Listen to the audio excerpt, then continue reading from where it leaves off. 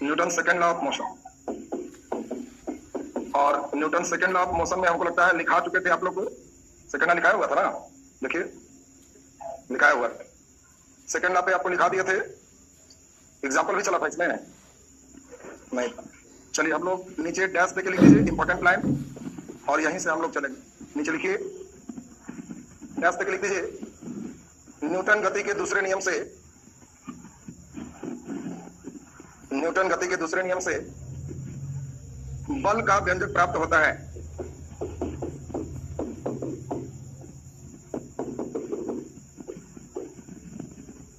बल का व्यंजक प्राप्त होता है।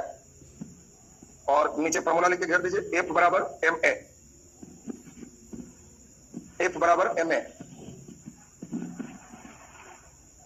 चलिए नीचे हम लोग पिछले क्लास में यहां पर देख चुके थे, आप सभी को याद है। आपको एक इंपल्स आवेग का भी फॉर्मूला आपको लिखे थे, इंपल्स का फोर्स इनटू टाइम। इन दोनों फॉर्मूला पर हम लोग छोटा सा न्यूमेरिकल थोड़ा सा प्रयास करेंगे। क्वेश्चन एक लिखिए, फिर हम याद करवाएंगे। क्वेश्चन लिखिए, 4 किलो द्रव्यमान के वस्तु, 4 किलो द्रव्यमान के वस्तु को 3 मीटर प्रति सेकंड स्क्वायर के, 3 मीटर प्रति सेकंड स्क्वायर के त्वरण उत्पन्न करने के लिए,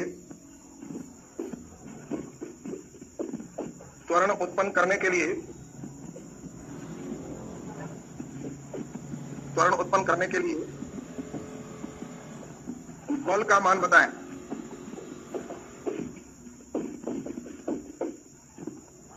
त्वरण उत्पन्न करने के लिए बल का मान बताएं।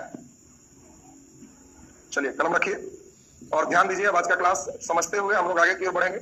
इस पर न्यूमेरिकल वगैरह भी आपको काफी रहेगा। आज के क्लास में न्यूटन लॉ ऑफ मोशन पूरा खत्म हो जाएगा, और तब अगले क्लास में मुख्य रूप से हम लोग चलेंगे, थोड़ा फ्रिक्शन पढ़ा देंगे, और तब मेन पार्ट करेंगे वर्क, एनर्जी, पावर और ग्रेविटेशन। दो सबसे इंपॉर्टेंट पार्ट है जिसको वर्क करता है। ध्यान दीजिए, यहाँ पे न्यूटन गति के पहला नियम से बल का परिभाषा मिलता है, जबकि दूसरा नियम से बल का व्यंजक मिलता है। व्यंजक माने फार्मूला। तो आपको ध्यान रखना है कि पहला नियम से बल का परिभाषा और दूसरा नियम से बल का व्यंजक फार्मूला। और फार्मूला आपको ध्यान रखना है, जब हम बोले बल बराबर, तो तुम कहना कि जी मैट्रिक पास और आईए पास और बीए पास से बल नहीं लगता है। बल बराबर एमए पास, एकदम अंतिम पढ़ाई हो जाएगा तब बल लगेगा। तो बल बराबर एमए पास, बल बराबर एमए पास, इस सब एल्टीना में एकदम फिट हो जाए। एफ बल, एम द्रव्यमान, ए त्वरण। पूछा जाएगा कि बताओ पहला नियम से तो बल का परिभाषा, दूसरा नियम से तो बल का फार्मूला व्यंजक, और क्या फार्मूला है? एफ बराबर एमए। और आवेग का फार्मूला आप सभी को मालूम है, फोर्स इनटू टाइम। अब न्यूमेरिकल पर ध्यान दो, 2 न्यूमेरिकल बनवा देंगे तो आपको इस पर क्वेश्चन बन जाएगा। 4 किलो द्रव्यमान के वस्तु को, तो आपको दिया हुआ है द्रव्यमान 4 किलो, तो एम बराबर 4 किलो अपने से लिख देना है। 3 मीटर प्रति सेकंड स्क्वायर के त्वरण, त्वरण को ए से लिखते हैं 3 मीटर प्रति सेकंड स्क्वायर के त्वरण के लिए बल का मान क्या होगा? एफ बराबर व्हाट? एफ बराबर एम ए पास, और खाली बैठा लो, एम का मान 4 और ए का मान 3, 4 × 3 = 12 न्यूटन। आंसर तैयार।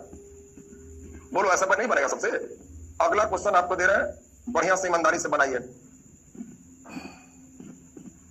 चलिए नेक्स्ट क्वेश्चन को बढ़िया से सब लोग बनाए। अगला क्वेश्चन में आपको समझ में आने लगेगा कि कैसे आपको दे सकता है।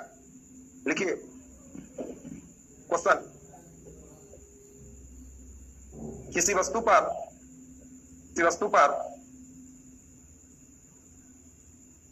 15 न्यूटन का बल लगाने से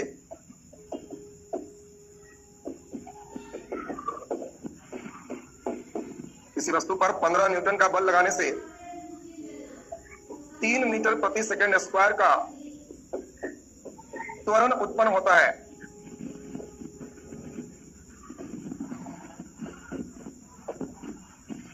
तीन मीटर प्रति सेकंड स्क्वायर का त्वरण उत्पन्न होता है जब इसी बल को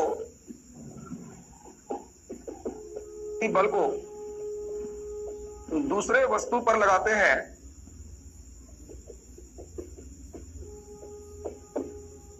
दूसरे वस्तु पर लगाते हैं तो 5 मीटर प्रति सेकंड स्क्वायर का त्वरण उत्पन्न होता है। 5 मीटर प्रति सेकंड स्क्वायर का त्वरण उत्पन्न होता है। त्वरण उत्पन्न होता है जब दोनों वस्तु को जब दोनों वस्तु को एक साथ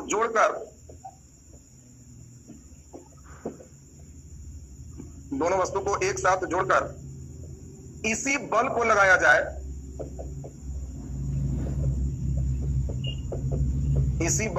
जाए, तो त्वरण का मान बताएं।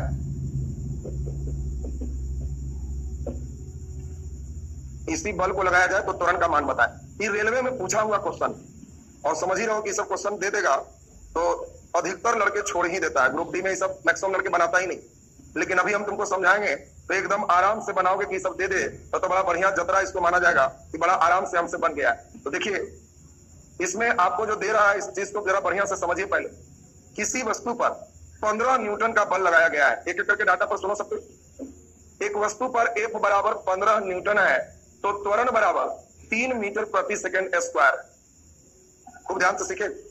15 न्यूटन का बल लगाए तो 3 मीटर प्रति सेकंड स्क्वायर का त्वरण निकले। इसी बल को यानी F बराबर 15 न्यूटन को ही दूसरे वस्तु पर लगाया जाए तो 5 मीटर प्रति सेकंड स्क्वायर का त्वरण निकलता है। तो पहले ही बताओ, F बराबर ma, F का मान 15, m नहीं जानते तो m1 और a का मान 3, तो m1 बराबर 15/3 कितना किलो हो गया? 5 किलो। एक मिनट एकदम ध्यान से सीखना सब। 15 न्यूटन का बल लगाए तो त्वरण 3 का है, तो बोलो F बराबर ma, F का मान 15, m के जगह m1 और a का मान 3, तो बोलो m1 बराबर 15/3 कितना हो गया? 5। m1 का मान 5 किलो है। अब बताओ जल्दी से, F बराबर फार्मूला क्या है? ma। F का मान बोलो जल्दी से 15, m के जगह m2 और a के जगह 5, बोलो m2 बराबर 15/5 कितना किलो हो गया? 3 किलो। एक वस्तु 5 किलो है और दूसरा वस्तु 3 किलो है। बोलो दोनों वस्तु को जोड़ने पर मास हो जाएगा 5 जोड़ 3 बराबर 8 किलो, और इसी बल को लगाया जाए तो बोलो बल बराबर कितना? 15, तो F बराबर ma। 15 बराबर 8a, तो a बराबर 15/8, 8 इकाई 8 7 15, 8 गुना 8 64, 1.8 मीटर प्रति सेकंड स्क्वायर। आंसर तैयार हो। अब पहले ये बताओ जी, बहुत भारी क्वेश्चन है। पहला से बाहर, दूसरा से बाहर, दोनों को जोड़ो और बल वही लगा के त्वरण निकाल। पहले जल्दी से इसको उतारिए। थोड़ा सा स्टेप फिर बदलेंगे। अब आपको संवेग संरक्षण पर थोड़ा सा हिसाब चलेंगे। आज मेन न्यूमेरिकल राउंड ही आपका मेन निकाल लेंगे। न्यूमेरिकल राउंड निकल जाएगा तो आप बिल्कुल इससे बना पाओ। इससे न्यूमेरिकल आने की पूरी संभावना रहती है।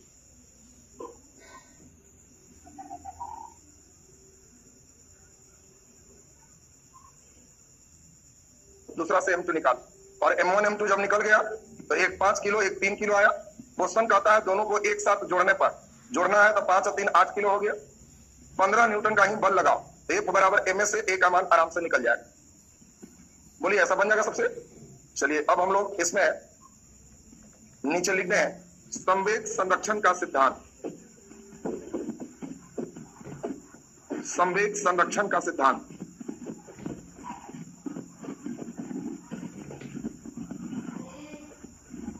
संवेग संरक्षण का सिद्धांत। चलिए इसको थोड़ा सा समझते हैं हम लोग। ध्यान दीजिए, संवेग संरक्षण का सिद्धांत क्या है, इसको थोड़ा सा दिमाग पर जोर देना है। संवेग मैंने समझाए थे चोट या पिटाई, और संवेग का फॉर्मूला था द्रव्यमान गुने वेग। तो कहता है कि द्रव्यमान गुने वेग ये हमेशा नियतांक रहता है, कांस्टेंट रहता है। संवेग का मान कभी नहीं बदलता है। जैसे मान लो 10 किलो का कोई गेंद है और इसको 6 का वेग दिए हो तो 10 गुना 6 बराबर, जल्दी बोलो, 60। अचानक अगर गेंद का यहाँ भार 6 किलो हो जाए तो इसका वेग बढ़ के 10 होगा और इस 60 ही रहेगा। अगर इसका द्रव्यमान 3 किलो हो जाए तो वेग ऑटोमेटिक 20 होगा, इस 60 ही रहेगा।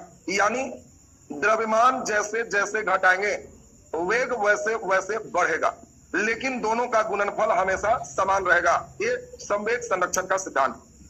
तो आपको दिमाग में सेट कर लेना है। संवेग संरक्षण का सिद्धांत कहता है टक्कर के पहले और टक्कर के बाद संवेग का मान समान होता है। जैसे इसी सिद्धांत पर आपको बहुत इंपॉर्टेंट चीज है, रॉकेट उड़ान भरता है। अब आपको क्वेश्चन आएगा, रॉकेट किसके सिद्धांत पर उड़ान भरता है? आंसर क्या होगा? संवेग संरक्षण के सिद्धांत पर रॉकेट उड़ान भरता है।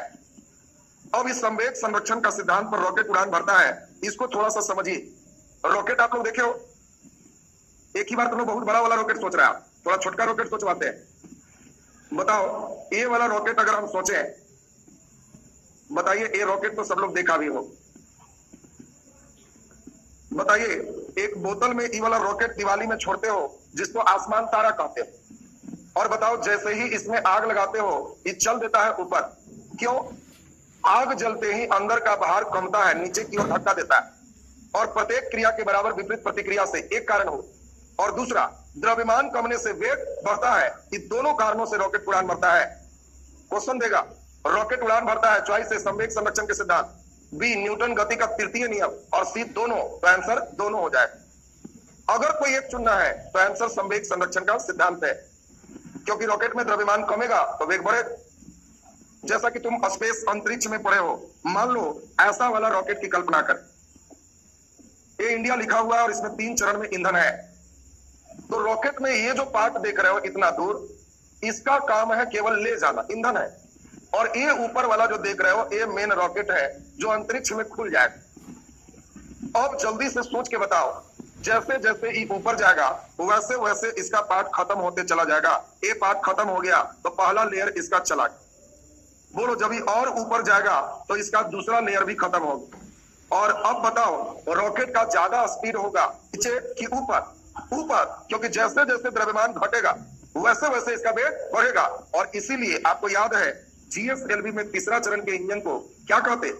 Cryogenic engine. और ये जान के बनाया जाता है सबसे हाई पावर का, क्योंकि रॉकेट सबसे ज्यादा स्पीड से ऊपर में उड़ता है, क्योंकि इसका द्रव्यमान घटने से वेग बढ़ जाता है।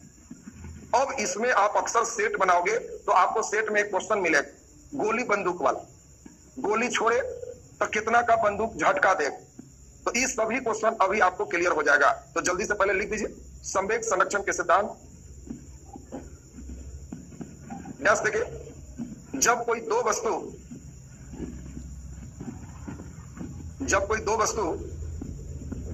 एक दूसरे से टकराता है, जब कोई दो वस्तु एक दूसरे से टकराता है तो टक्कर के पहले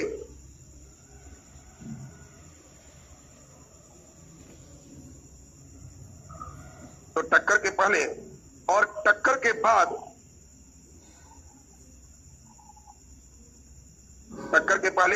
के बाद के संवेग का मान समान होता है।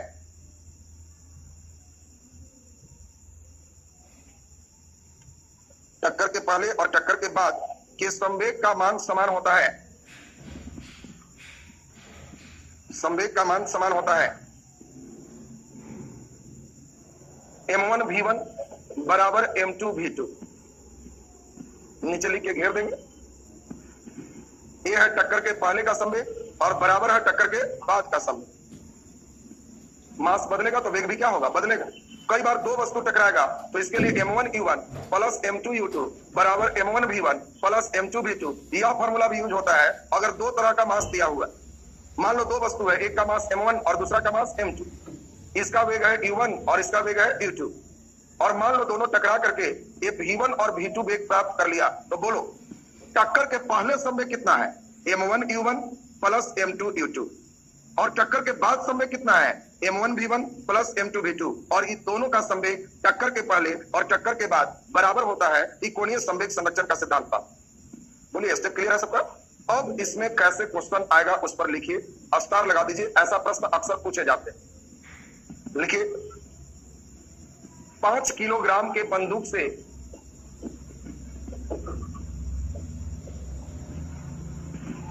5 किलोग्राम के बंदूक से 100 ग्राम की गोली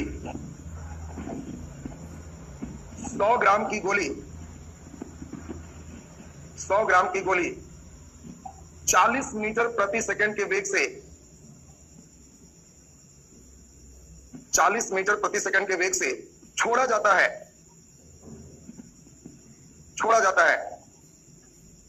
तो बंदूक के झटका का वेग बताएं। बंदूक के झटका का वेग बताएं।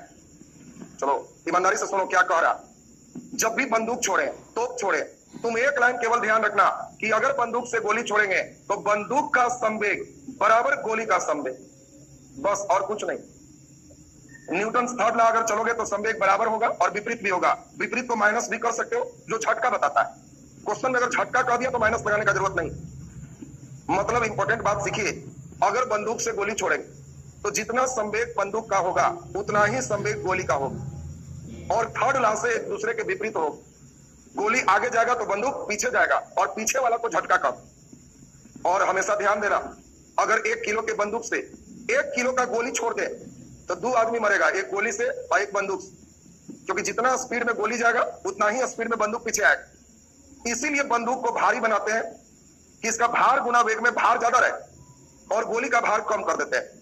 तो जल्दी बताओ, बंदूक का संवेग बड़ा एम गुना बड़ा भी, गोली का संवेग छोटा एम गुना छोटा भी।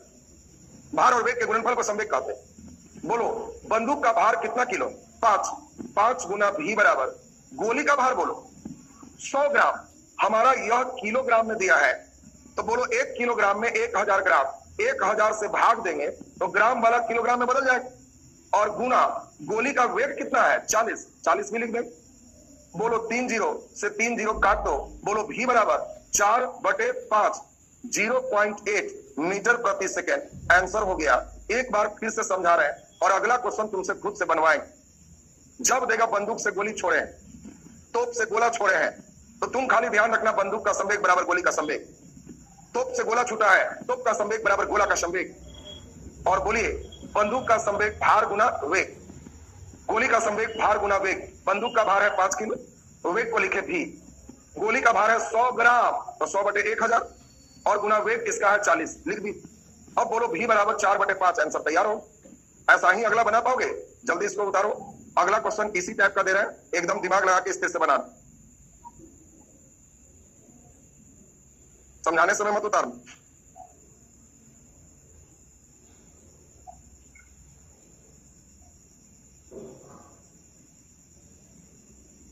चालीस किलोग्राम के एक तोप से 40 किलोग्राम के एक तोप से 40 किलोग्राम के एक तोप से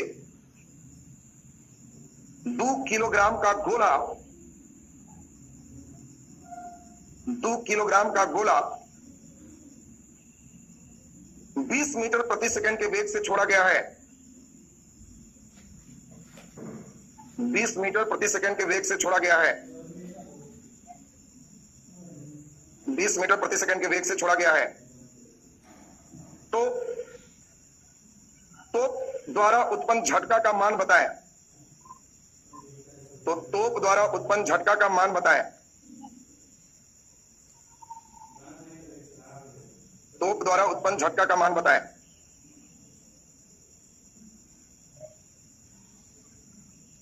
बढ़िया से सोच के बनाइए एकदम। बन गया होगा सबसे? बना दिए? बस जब भी छोड़ा गया तो आप सब लोग समझ चुके होंगे कि पहला लाइन अपने से तैयार करोगे। तोप का संवेग बराबर गोला का संवेग, और संवेग का मतलब भार गुना वेग, भार गुना वेग। और तोप कितना भारी है? 40 किलो गुना भी। गोला बोलो 2 किलो, चूंकि दोनों किलो में है तो इसको कुछ नहीं करना, और इसका वेग 20 है, तो 20 भी बराबर 2 गुना 20/40। 30 गुना 40 सब कट गया, 1 मीटर प्रति सेकंड। आंसर तैयार। लाए थे? एक क्वेश्चन और बना लो तो समझ लेंगे कि बुद्धि आ गया। लिख दीजिए जल्दी से, खूब ईमानदारी से बनाना। 4 किलोग्राम के एक बम को, अगर बम पटक देते, कई लड़का तो बम पटकाते ही परीक्षा में ब्लास्ट कर जाता है कि हमसे नहीं बने। तुम लोग खाली होश में रहना तो समझ जाओगे कि बड़ा हल्का क्वेश्चन। 4 किलोग्राम के एक बम को जब 5 मीटर प्रति सेकंड के वेग से पटका गया, जब 5 मीटर प्रति सेकंड के वेग से पटका गया, 5 मीटर प्रति सेकंड के वेग से पटका गया, तो बम के 2 टुकड़े हो गए।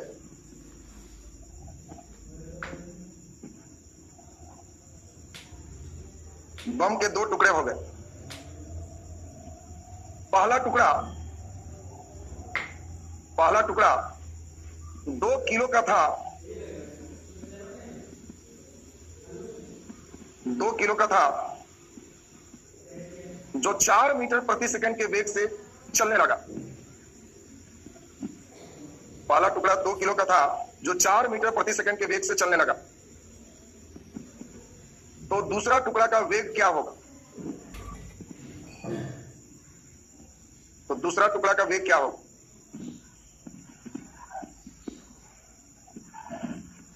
अब ई क्वेश्चन का मतलब हो गया नया टाइप, ताजा। तुम लोग बहुत तोप गोली और बंदूक बहुत छोड़ा है, हम जान के बम छोड़वा दिए। इतना बढ़िया ब्लास्ट कर लोगे तो परीक्षा में कोई दुखे नहीं रहेगा कि कुछ भी ब्लास्ट करने आ जाएगा। देखो अभी हिंट्स दे रहे हैं, हिंट्स देंगे तो अचानक मुस्कुराओगे कि बड़ा हल्का क्वेश्चन था सर, बेकार गिरा गया। सुनो बढ़िया से, 4 किलो का एक बम है, 5 मीटर प्रति सेकंड से पटके हैं, तो टक्कर के पहले इसका संवेग 4 गुना 5 20। सीखे थे? टक्कर के पहले बराबर टक्कर के बाद संवेग, तो टक्कर के पहले द्रव्यमान गुना वेग 5 20। इसके 2 टुकड़े हुए, बोलो एक 2 किलो तो बोलो दूसरा भी 2 किलो। तो इसमें क्या पूछना था? अगर एक होता 1 किलो तो दूसरा 3 किलो, और एक टुकड़ा 4 मीटर प्रति सेकंड के वेग से है, दूसरा का वेग नहीं बताया, तो बोलो इसका 2 गुने 4 बराबर, सॉरी 2 गुने 4 टक्कर के बाद ही होगा, प्लस 2 गुना भी निकाल ली। टक्कर के पहले 5 चौके 20 और टक्कर के बाद 2 गुना 4 इसका और 2 गुना भी इसका, बोलो 5 चौके 20, 4 दूनी 8 प्लस 2 भी 20 में से 8 गया, 12 बराबर 2 भी, तो भी बराबर 12/2 कितना हुआ? 6 मीटर पर सेकंड। दूसरा टुकड़ा 6 के स्पीड से भागेगा, और जितना भागे इस सब को जोड़ोगे तो टक्कर के पहले संवेग बराबर टक्कर के बाद संवेग, 6 दूनी 12 और 4 दूनी 8, 12 8 20, टक्कर के पहले भी 20। अब बोलो कोई टुकड़ा अगर 2-3 को कर दे तो तुम लोग टुकड़े टुकड़े नहीं ना होगा, बुद्धि लगा सकता है ना। बड़ा पार्ट का संवेग बराबर छोटा जो देगा उसका संवेग को जोड़ दो, निकल जाए। चलिए जल्दी से उतार के और नीचे लिख दीजिए, न्यूटन गति का तीसरा नियम। एक लाइन का नियम है, थर्ड ला बढ़िया से सुन लोगे आपका कंप्लीट हो जाएगा।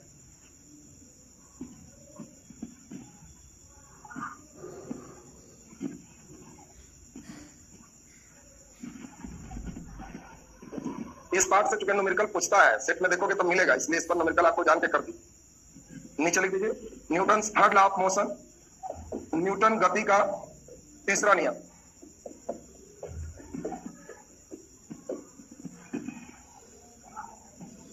न्यूटन गति का तीसरा नियम।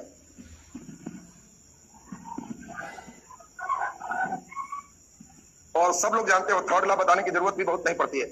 न्यूटन गति का तीसरा नियम सब लोग जानते हैं, each and every action has equal and opposite reaction. प्रत्येक क्रिया के बराबर और विपरीत प्रतिक्रिया होता है। आपको दिमाग में एकदम सेट कर लेना है, जितना क्रिया होगा उतना ही प्रतिक्रिया होगा, लेकिन विपरीत होगा। तो प्रत्येक क्रिया के बराबर और विपरीत प्रतिक्रिया होती है। एग्जाम्पल सब लोग समझ रहे हो? तुम अगर एक नाव पर चढ़कर बांस लेकर किनारे को धक्का दो तो बोलो नाव किधर जाएगा? जितना पीछे धक्का दोगे उतना ही आगे जाएगा। ये थर्ड लॉ है। आप जब चलते हो तो जितना तिरछा पैर पटकते हो पृथ्वी भी उतना प्रतिक्रिया देती है, तब तुम आगे बढ़ते हो। जब गेंद पटकते हो तो जितना क्रिया नीचे करते हो उतना ही प्रतिक्रिया ऊपर होता है। ये सब थर्ड लॉ का एक एग्जाम्पल हो। तो जल्दी से नीचे लिख दीजिए, प्रत्येक क्रिया के बराबर और विपरीत प्रतिक्रिया होता है। प्रत्येक क्रिया के बराबर और विपरीत प्रतिक्रिया होता है।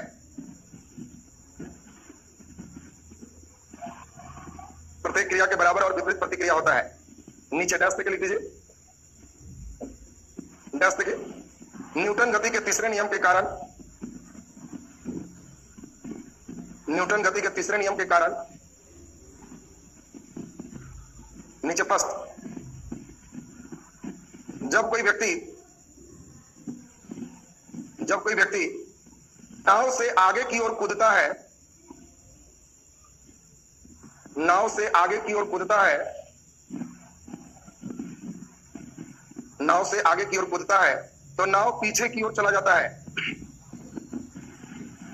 तो नाव पीछे की ओर चला जाता है। सेकेंड, जब कोई व्यक्ति कुआं से पानी भर रहा होता है, जब कोई व्यक्ति कुआं से पानी भर रहा होता है, कुआं से पानी भर रहा होता है और अचानक रस्सी टूट जाती है, और अचानक रस्सी टूट जाती है, बोलो, कुआं से पानी भर रहा है और रस्सी टूट जाएगा तो आदमी कुआं में गिर जाएगा कि पीछे गिर जाएगा? सोच के बोलो। ये वाला क्वेश्चन पूछता है, कुआं से पानी भर रहा है और रस्सी टूट जाए तो आदमी कुआं में गिर जाएगा कि पीछे गिर जाएगा? पीछे गिरेगा, क्योंकि आगे कर रहा था। लिख दीजिए, अचानक रस्सी टूट जाता है तो व्यक्ति पीछे की ओर गिर जाता है। व्यक्ति पीछे की ओर गिर जाता है। नेक्स्ट, जब किसी गेंद को नीचे पटकते हैं, जब किसी गेंद को नीचे पटकते हैं तो गेंद उतने ही प्रतिक्रिया से ऊपर चला आता है, ऊपर चला आता है। चलिए अब नीचे डैश दे दो और डबल स्टार लगा के लिख दो, बहुत इंपॉर्टेंट लाइन, और इसके बाद सब कंप्लीट। डबल स्टार लगा के लिख दीजिए, रॉकेट, रॉकेट न्यूटन गति के तीसरे नियम, न्यूटन गति के तीसरे नियम और संवेग संरक्षण के सिद्धांत पर उड़ान भरता है। न्यूटन गति के तीसरे नियम और संवेग संरक्षण के सिद्धांत पर उड़ान भरता है। संवेग संरक्षण के सिद्धांत पर उड़ान भरता है। चलिए तो अब इसमें न्यूटन्स लॉ ऑफ मोशन आपका कंप्लीट हो गया।